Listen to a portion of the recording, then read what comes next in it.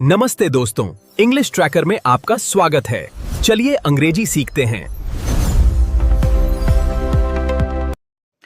आज की कहानी है द लेजी डंकी, आलसी गधा। इस कहानी को मैं word to word English Hindi में ट्रांसलेट करके बताऊंगा। इसमें जो भी इंपॉर्टेंट वर्ड होगा मैं उसे भी लिख दिया करूंगा, और साथ ही साथ इसमें जो भी वर्ब के V1 V2 V3 के फॉर्म होते हैं वो भी मैं बता दूंगा। और जो भी इसमें आपको फ्रेजेस हैं स्पोकन के या फिर ग्रामर के रूल्स हैं वो भी मैं आपको यहाँ पे बताता चलूँगा, ताकि आपको बेटर तरीके से इंग्लिश में समझ भी डेवलप होगा और सेंटेंस स्ट्रक्चर करने में भी आपको काफ़ी ज़्यादा हेल्प मिलेगा। सेंटेंस को कनेक्ट करने में भी आपको काफ़ी ज़्यादा हेल्प होगा। इसलिए वीडियो को लास्ट तक देखिएगा और पूरा देखिएगा, ताकि आप बेहतर तरीके से इंग्लिश समझ पाइएगा। ठीक है, चलिए बिना देखे हम इंग्लिश को स्टार्ट करते हैं। अगर आप ये चैनल पे नए हैं तो चैनल को सब्सक्राइब कीजिए, वीडियो को लाइक कीजिएगा। देखिए आज का टॉपिक जैसे कि मैंने बताया कि क्या है, द लेजी डंकी। लेजी मतलब हो गया गधा, लेजी मतलब हो गया आलसी, और डंकी का मतलब हो गया गधा, यानी आलसी गधा। और यहाँ द आर्टिकल का जो यूज किया गया है, ये किसी भी कहानी में अगर किसी पात्र के अगर बारे में बात करते हैं, यानी कह सकते हैं कि इसके बारे में हमें पता है, इसलिए यहाँ पे द का यूज किया गया है। क्योंकि इस कहानी में क्या इस गधे के बारे में बात कर रहे हैं, तो इस गधे के बारे में हमें पहले से ही पता है, इसलिए यहाँ पे आर्टिकल द का यूज कर रहे हैं। इतना सिंपल तरीके से समझ लीजिए। ठीक है, अब चलिए कहानी को स्टार्ट करते हैं। पहले मैं यहाँ लिख देता हूँ आलसी गधा। ठीक है, देखिए यहाँ पे once there was a donkey who work for a salt merchant. एक बार, यहाँ पे देयर का कोई भी यूज नहीं होगा, ये केवल और केवल सब्जेक्ट की जगह पे यूज किया जाता है। ठीक है, एक बार वाज अ डंकी, एक गधा था, हु जो work for a salt merchant, जो काम करता था, for a salt merchant. Salt merchant मतलब होता है व्यापारी, नमक का व्यापारी। मर्चेंट मतलब हो गया व्यापारी, और सॉल्ट मतलब होता है नमक। जो क्या करता था, नमक के व्यापारी के लिए काम करता था। बात समझ में आया। अब देखिए यहाँ पे वंस मतलब क्या हो गया, एक बार। अब जैसे कि यहाँ रहता है वंस अपॉन ए टाइम, तो क्या हो जाता है, एक बार की बात है या फिर एक समय की बात है। ठीक है, तो यहाँ पे वंस का मतलब क्या हो गया, एक बार। यहाँ पे देयर का मैंने क्या बोला, कोई यूज नहीं होगा, ये भी केवल और केवल सब्जेक्ट के लिए यूज किया गया। ठीक है, वाज अ डंकी यानी एक गधा था, ये पास्ट टेंस में वाज लगा है, इसलिए क्या हो जाएगा, था। एक गधा, यहाँ गधा लिख देता है, गधा भी लिखा जाता है, यहाँ पे डायरेक्टली गधा लिख देता हूँ। ठीक है, हु का मतलब होता है जो, इसको कंजंक्शन बोलते हैं। ठीक है, जो क्या करता है, दो सेंटेंस को जोड़ता है। जो काम करता था, क्योंकि देखिए वर्क मतलब होता है काम करना, यहाँ पे वर्क का सेकंड फॉर्म का यूज किया गया, वर्क मतलब हो गया काम करता था, और सेकंड फॉर्म तो ये हो गया, और थर्ड फॉर्म भी यही होता है, वर्क। बेहतर तरीके से याद रखिएगा। ठीक है, अगर नहीं अगर समझ में आता है तो उसको एक बार दोबारा देख लीजिएगा, ताकि और बेहतर तरीके से आपको समझ में आएगा। तो यहाँ हो जाएगा काम करता था, वर्क मतलब हो गया काम करना, और वर्क का यहाँ पे सेकेंड फॉर्म का यूज किया गया, तो क्या हो जाएगा, काम करता था। याद रखिए। ठीक है, एक बार एक गधा काम करता था फॉर अ सॉल्ट मर्चेंट, यानी फॉर का मतलब होता है के लिए, नमक, एक नमक के व्यापारी, यानी एक नमक के व्यापारी के लिए वह काम करता था। ठीक है, यहाँ तक कोई दिक्कत है? अगर दिक्कत होता होगा तो आप हमें प्लीज बताइएगा, ताकि मैं आपको सॉर्ट आउट उस प्रॉब्लम में कर सकूं। ठीक है, एवरी डे, हर दिन, the donkey carried heavy bags of salt to the market. अब यहाँ देखिए, हर दिन यानी रोजाना, गधा, कैरी मतलब होता है ढोना, कैरी का यहाँ पे सेकेंड फॉर्म का यूज किया गया, कैरीड मतलब धोता था। नेक्स्ट है every day the donkey carried heavy bag of salt to the market. प्रत्येक दिन गधा ढो करके, जैसे कि मैंने पहले ही आपको बताया। ठीक है, इस वीडियो को दोबारा रिकॉर्डिंग करना पड़ा, इसलिए मैं इसको रिपीट किया। ठीक है, वीडियो कट गया था, जो कटा हुआ भाग है वो मैंने पहले ऐड कर दिया, उसके लिए दिक्कत नहीं है। ठीक है, हर दिन गधा क्या करता था, ढो के ले जाता था हेवी बैग्स मतलब भारी बैग, क्या चीज का, ऑफ सॉल्ट यानी नमक के भारी बैगों को लेके जाता था, टू द मार्केट, कहाँ ले जाता था, बाजार। चलिए यहाँ पे हर दिन, हर दिन का मतलब ये प्रत्येक दिन गधा लेके जाता था, कैरी मतलब होता है ढोना, लेना, तो यहाँ पे ढोना वर्ड लिखते हैं। ठीक है, गधा ढो के ले जाता था भारी बैग, भारी बोझा, ठीक है, नमक का बाजार लिया जाता था। ठीक है, यहाँ पे टू क्या करता है, एक स्थान से जब दूसरे स्थान की ओर जाते हैं तो वो क्या होता है, टू का यूज किया जाता है। ठीक, अब आगे देखिए, one day while crossing a river, एक नदी, क्रॉस मतलब होता है पार करना, ठीक है, एक नदी पार करने के दौरान, वन डे में हो गया एक दिन, वाइल का मतलब होता है दौरान, क्रॉसिंग का मतलब होता है पार करना, आ रिवर मतलब हो गया एक नदी, ठीक है, एक नदी पार करने के दौरान, एक दिन, ठीक है, यानी एक दिन एक नदी पार करने के दौरान,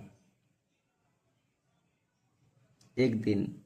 अगर हम कुछ कर रहे हैं, ठीक है, तो उसके लिए वाइल का यूज किया जाता है। जैसे कि आप नदी पार कर रहे हैं तो वाइल, मतलब अगर उसी टाइम अगर कुछ हो रहा है, जैसे मैं यहाँ पे पढ़ा रहा हूँ, आज के बीच में लाइट चला गया तो क्या हो जाएगा, मतलब पढ़ाते हुए क्या लाइट चला गया, मतलब वाइल टीचिंग, ठीक है।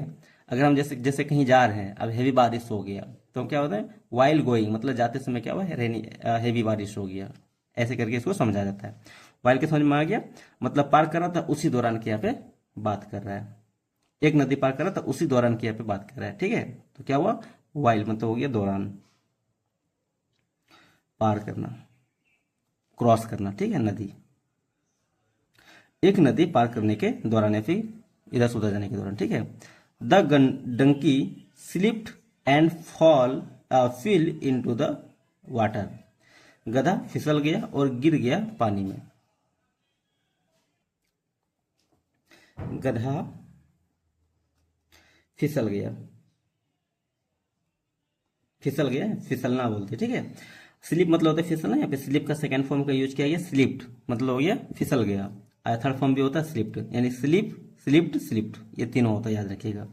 एंड फील, और गिर गया इनटू द वाटर, पानी में, यहाँ पे इनटू का यूज किया गया ना।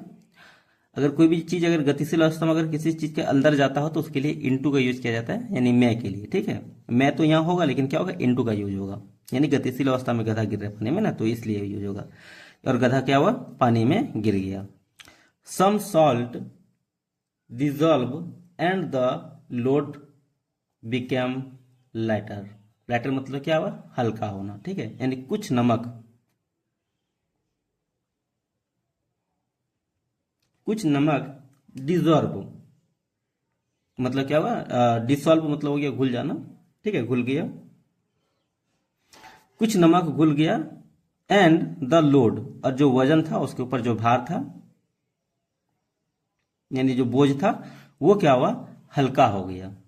बिकम मतलब तो होना, यहाँ पे बिकेम का यूज किया गया, यानी बिकम का यहाँ पे सेकेंड फॉर्म, BECOME रहता तो क्या था, बिकम, बिकम मतलब होना, यहाँ पे बिकम का सेकेंड फॉर्म का यूज किया गया, बिकेम मतलब हो गया, क्या हो गया, लाइटर मतलब हल्का, हैवियर मतलब होता है भारी, याद रखिएगा इसे, ठीक है, हल्का हो गया।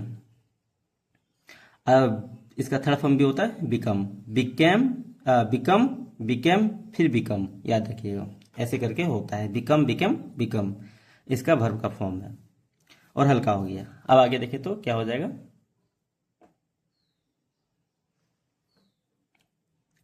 The donkey field happy because his burden become easy to carry. अब यहाँ पे देखिएगा इस गधे की बात, यहाँ क्या है, गधा खुश हुआ, फील्ड हैप्पी मतलब होता है खुश होना, ठीक है, यहाँ पे फील्ड का यहाँ पे सेकंड फॉर्म का यूज किया गया, फील्ड, तो यहाँ पे क्या हुआ, खुश हुआ, जैसे मोकम्बो खुश हुआ ना, यहाँ पे क्या है, ये गधा खुश हुआ, फील्ड हैप्पी मतलब हो गया खुश हुआ, याद रखिएगा, ठीक है।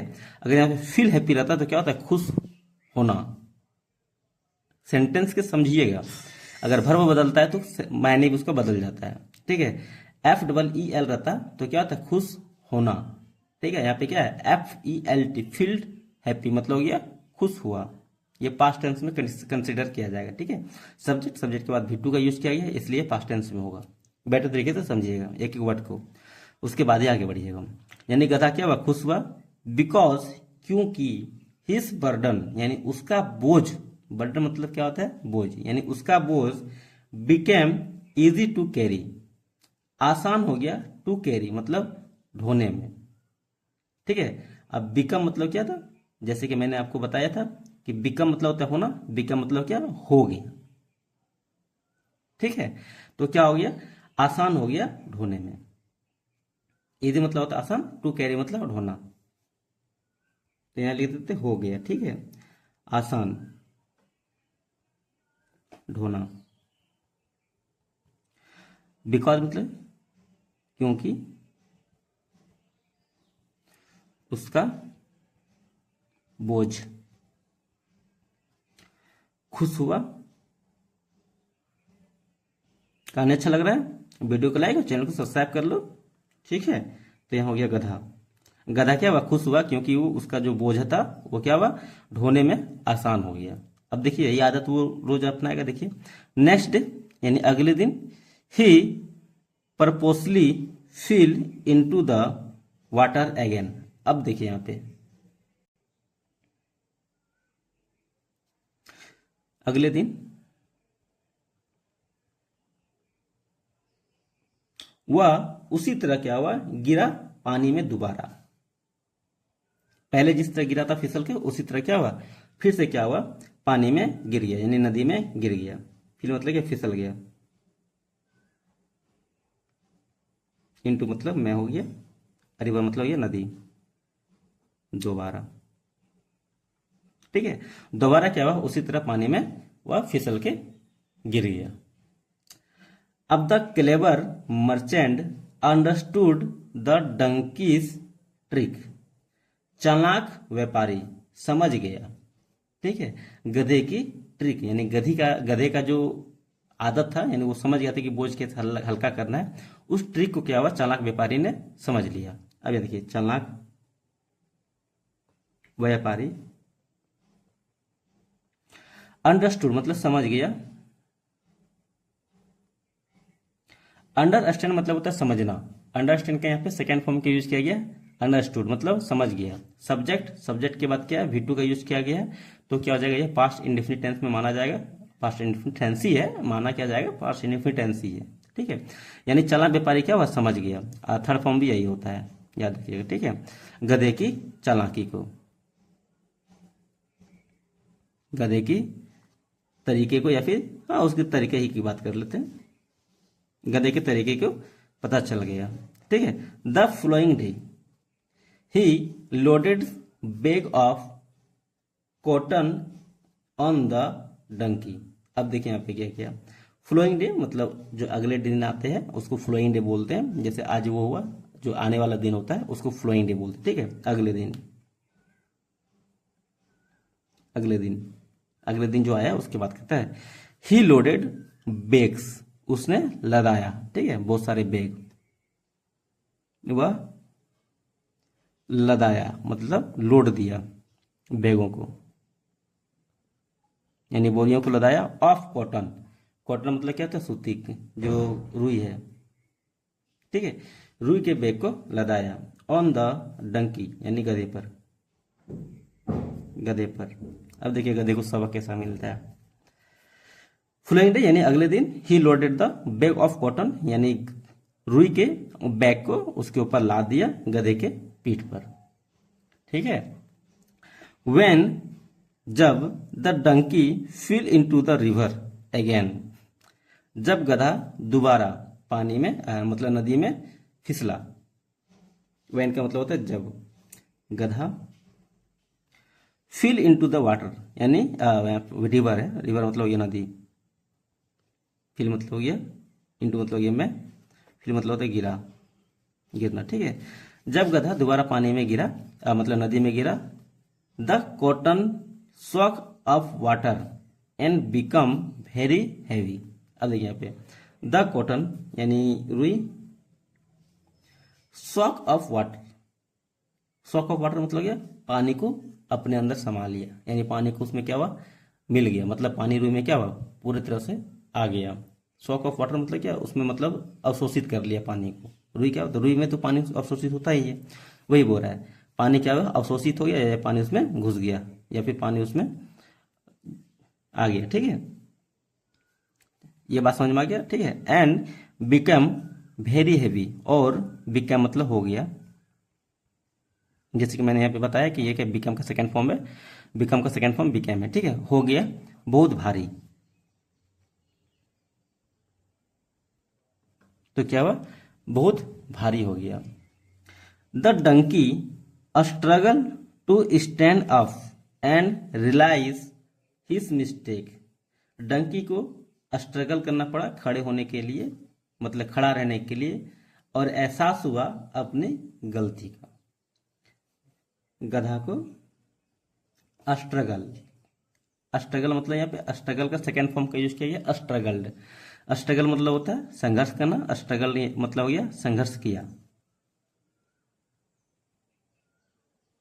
ठीक है, संघर्ष किया।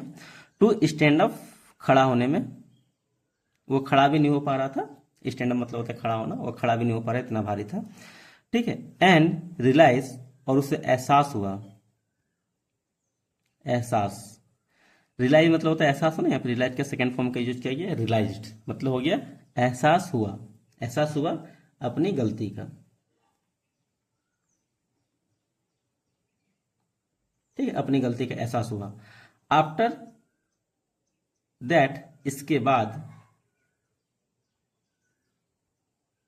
ठीक है, आफ्टर दैट मतलब हो गया इसके बाद। आफ्टर दैट डे मतलब इसके बाद के दिन। ठीक है, यहाँ पे डे का यूज किया गया है। आफ्टर दैट डे, इसके बाद का दिन। He never try to cheat his master again. उसने कभी नहीं कोशिश किया, टू चीट मतलब ठगने का, धोखा देने का, अपने मास्टर को दोबारा। ठीक है, वो नदी में फिसल गिर जाता था, उस चीज को करने से वो हमेशा बचता रहा, वो ट्राई फिर कभी नहीं किया। वह कभी नहीं, नेवर मतलब होता है कभी नहीं, ट्राई मतलब होता है कोशिश करना। अब ये नेवर का यूज जब भी होता है सेंटेंस में ना, वो वर्ब के पहले होता है, याद रखिएगा। ठीक है, ही नेवर ट्राइड। अब ये मत कीजिएगा ही ट्राइड नेवर, ऐसा नहीं कीजिए, ग्रामेटिकली वो क्या हो जाएगा, मिस करेक्ट हो जाएगा, मतलब करेक्ट हो जाएगा। ठीक है, तो क्या होगा, सब्जेक्ट के बाद नेवर आएगा, मतलब वर्ब के पहले ही यूज किया जाएगा, याद रखिएगा। ही नेवर ट्राइड मतलब उसने कभी नहीं कोशिश किया, ये भी पास्ट टेंस में ही है, सब्जेक्ट के बाद क्या, ये पास्ट टेंस आएगा। ठीक है, ट्राई मतलब होता है कोशिश करना, ट्राई का यहाँ पे सेकंड फॉर्म का यूज किया, ट्राइड मतलब कोशिश किया। टू चीज है ठगने का।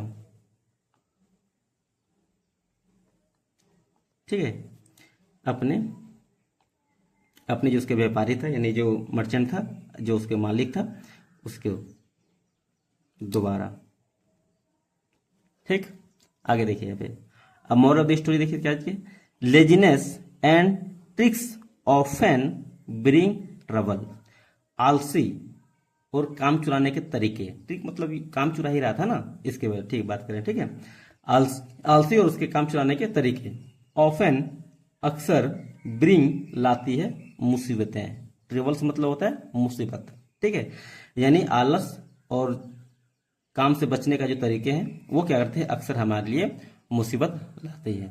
कहानी समझ में आई। अब इसमें कुछ इंपॉर्टेंट वर्ब है पीछे साइड, मैं आपको बता दूंगा, रुक जाइए वीडियो में। आलस और ट्रिक, वही जो शॉर्ट का जो तरीका है वो बात कर रही है। ठीक है, अक्सर लाती है मुसीबत। ठीक है, अब इसमें कुछ इंपॉर्टेंट वर्ब है वो भी देख लीजिए। अब देखिए यहाँ पे इसके इंपॉर्टेंट V1, V2 और V3, जो कि यहाँ पे एक पूरा चार्ट बना के लाया, आप इसको स्क्रीनशॉट भी ले लीजिएगा, और एक बार मेरे साथ भी इसको मैं बोलूंगा, आप मेरे साथ भी बोलिएगा, ताकि आपको बेटर तरीके से याद होगा। ठीक है, चलिए बोलिए। गो, वेंट, गॉन। गो मतलब होता है जाना। ठीक है, वेंट मतलब हो गया गया, और ये होता है पास्ट पार्टिसिपल की यूज किया जाता है, या फिर वर्ब का सेकंड फॉर्म, थर्ड फॉर्म में होता है। तो ये क्या होता है, परफेक्ट टेंस या फिर पार्ट पार्टिसिपल के लिए यूज किया जाता है। मैं नहीं समझे तो इसको याद रखिएगा, ये क्या होता है, परफेक्ट टेंस के लिए यूज किया जाता है, इतना जानिए। ठीक है, अब हो गया कम, कैम, कम। इसमें देखिए ए का यूज किया गया है, ध्यान दीजिएगा। ठीक है, कम, कैम, कम। उसके बाद ईट, एट, इटेन। उसके बाद सी, साव, शीन। सी मतलब तो देखना, साव, सीन। उसके बाद टेक, टेक मतलब होता है लेना। टुक, टेकन। याद रखिएगा, ये बहुत ही इंपॉर्टेंट वर्ब है, ये हमेशा हमारे लाइफ में काम आता है। तो टेक, टुक, टेकन। गिव मतलब होता है देना, तो क्या जगह, gave, given. Give, gave, given. उसके बाद मेक, मेक मतलब होता है बनाना। तो क्या जाएगा, made made, make made made. Sing मतलब होता है गाना, तो क्या जाएगा, सिंग सेंग संग। अब यहाँ देखिएगा, यहाँ पे ए का यूज किया गया, यहाँ पे यू का यूज किया गया है, ठीक है। तो क्या जाएगा, सिंग सेंग संग। यहाँ पे आई, यहाँ पे ए और यहाँ पे यू दिख रहा है कि जैसा यहाँ पे आई ए यू का रिप्लेस है, ठीक है। तो जगह सिंग सेंग संग मतलब होता है इसका गाना, ठीक है। उसके बाद ड्रिंक, ड्रिंक मतलब होता है पीना, ठीक है। आप कुछ भी पीते हैं, पानी पिए या फिर बियर पिए, कुछ भी पीजिए, ठीक है, उसका मतलब होता है पीना। उसके बाद है ड्रिंक का ड्रैंक ड्रंक, यहाँ पे ए लगा हुआ है और यहाँ पे यू लगा हुआ है, ध्यान दीजिएगा, और यहाँ पे आई लगा हुआ है, ठीक है, आई ए यू तीनों में ये है, ठीक है, ड्रिंक ड्रैंक ड्रंक। उसके बाद बिगिन, बिगिन मतलब होता है शुरू करना, ठीक है, बिगेन बिगन शुरू किया, बिगेन बिगेन बिगन। यहाँ पे ए है और यहाँ पे यू है, याद रखिएगा।